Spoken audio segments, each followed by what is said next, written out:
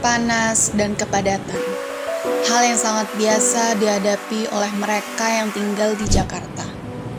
Ya, sang ibu kota negara, yang katanya menjadi lumbung lowongan pekerjaan, membuat banyak orang terpaksa datang untuk mencari mata pencarian, yang mengakibatkan penumpukan di jalan atau kemacetan. Tapi tunggu dulu, bosan rasanya jika hanya kemacetan yang selalu kita tampilkan. Banyak hal yang menarik yang bahkan sering kita temukan di sekeliling. Contohnya Starbucks keliling. Sebutan bagi pedagang minuman yang menjajakan dagangannya dengan cara berkeliling menggunakan sepeda.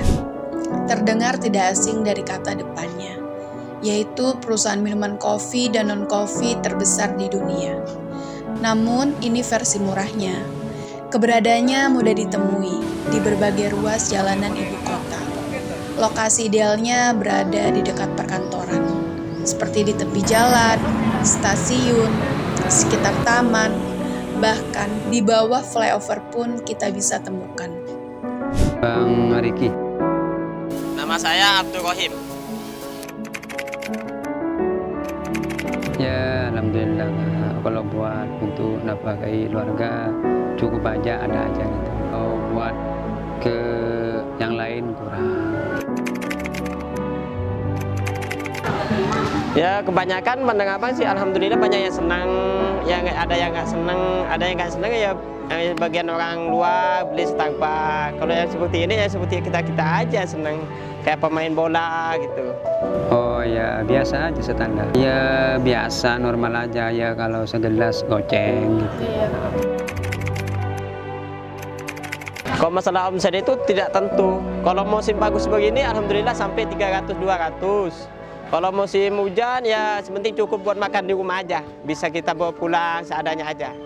Kalau kayak pedagang menengah ke bawah itu nggak bisa ditarget Kak. Ya kadang contoh kalau hariannya bisa untung 50, bisa 100, bisa lebih. Pokok nggak netap kalau pedagang keliling. Pokok bisa 80, kalau 100 bisa lumayan, dikatakan lumayan kalau 100. Kadang ya 50, minimalnya ya kalau paling gede 100.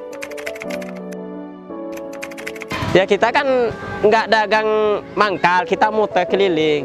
Ya kalau lagi mangkal begini ada Satpol PP kita kabur.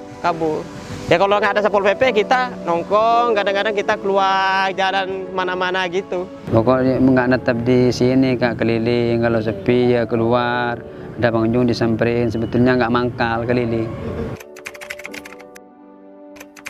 Punya sendiri? Iya. Kalau saya udah sendiri, cuman kebanyakan itu yang lain saya itu ada bosnya. Kalau menurut saya di restoran itu sebetulnya enak di tempatnya doang. Kalau disamain di luar sama aja kopinya. Kalau harganya karena di tempatnya harga tempat yang mewah untuk meeting-meeting. Kalau gini kan untuk iseng kayak tukang gojek yang lainnya. Biasanya dimulai pada pagi hari, pedagang Starling berkemas rapi dan siap untuk berangkat pergi mencari pembeli. Waktu yang paling banyak dinikmati adalah waktu siang hari. Iya, pada saat jam istirahat. Namun, waktu ramainya tidak dapat diprediksi. Bisa siang, sore, bahkan hingga malam hari. Masih saja ada pembeli yang ingin menikmati sajian minuman sembari melepas penat setelah bekerja. Memang terkesan sederhana, hanya menjajakan minuman cepat saji lalu diseduh pada gelas plastik dan siap untuk dinikmati. Namun di balik itu, peminatnya tidak sedikit, bahkan cenderung lebih diminati ketimbang warung kopi.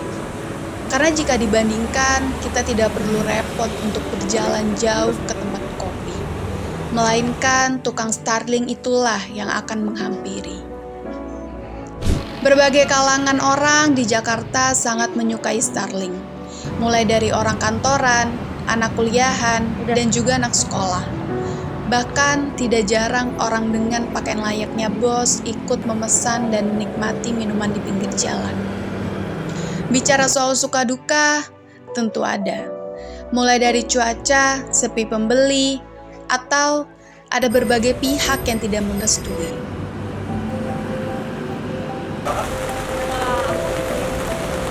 Mutia. Kenalin, aku Sesa. Ya, soalnya mudah diakses ya. Kebetulan saya setiap hari tuh naik MRT. Nah, yang terdekat itu tuh pedagang kopi keliling, jadi saya beli aja. Sebenarnya kalau ditanya lebih memilih sesuai kondisional aja sih, karena memang sekarang kan banyak banget kopi keliling, jadi yang ada ya udah dibeli aja kayak gitu. Karena lagi pengen kopi aja sih, terus yang deket dari sini tuh adanya Starling, jadi ya udah aku belinya ini aja.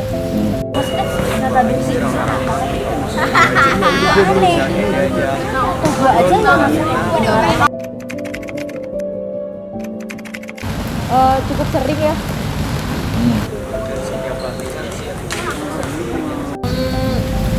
Cukup jarang ya, karena kebetulan aku sendiri nggak terlalu suka minum kopi. Kalaupun aku minum kopi lagi pengen, biasanya aku beli online gitu loh yang literan.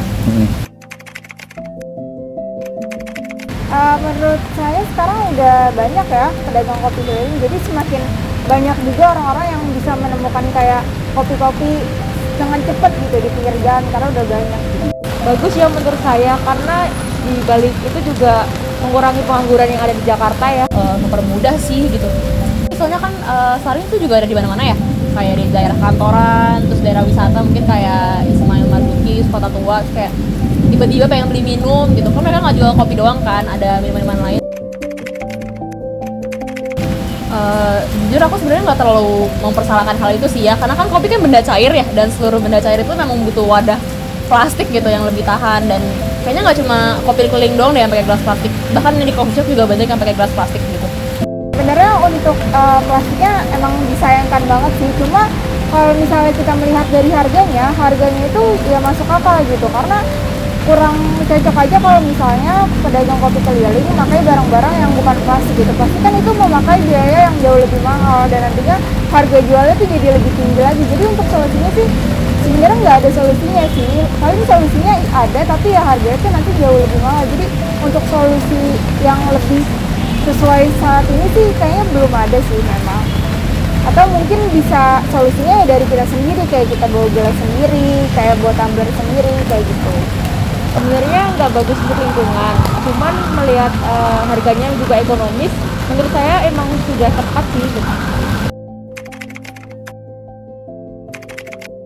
Sebenarnya dua-duanya sering, cuman yang lebih saya sering temui itu di jalan, karena saya sering naik MRT ya, jadinya yang terdekat aja yang saya beli.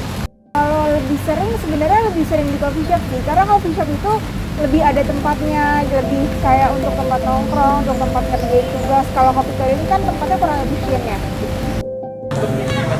Saya nggak pernah naik kopi di restoran sama mama. Saya nggak pernah naik di sini.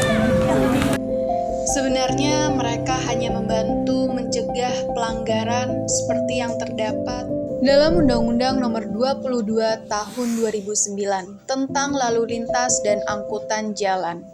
Pasal 28 ayat 2, setiap orang dilarang melakukan perbuatan yang mengakibatkan gangguan pada fungsi perlengkapan jalan. Dalam konteks ini, yang dimaksud adalah trotoar sebagai fasilitas untuk pejalan kaki yang terganggu fungsinya menjadi tempat berdagang dan bisa mendapatkan hukuman minimal denda Rp250.000 serta maksimal Rp24 juta.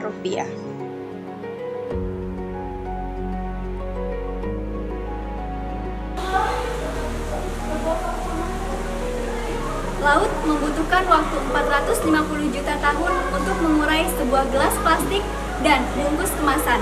Hal ini membuat Indonesia menjadi penyumbang sampah plastik laut terbesar kedua di dunia.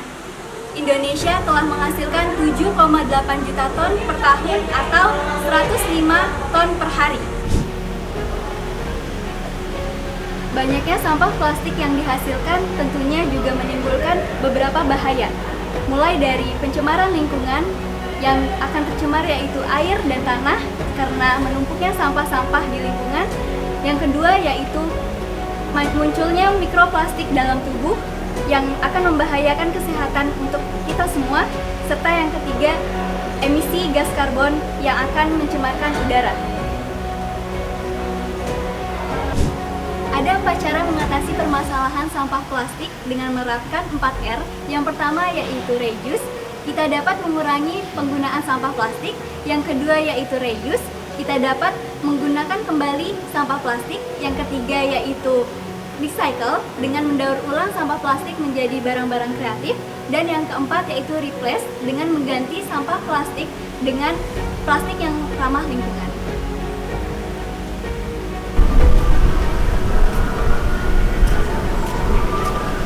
Nah, udah tahu kan dampak negatif menggunakan sampah plastik? Mari kita memulai menggunakan tumbler untuk membeli kopi keliling.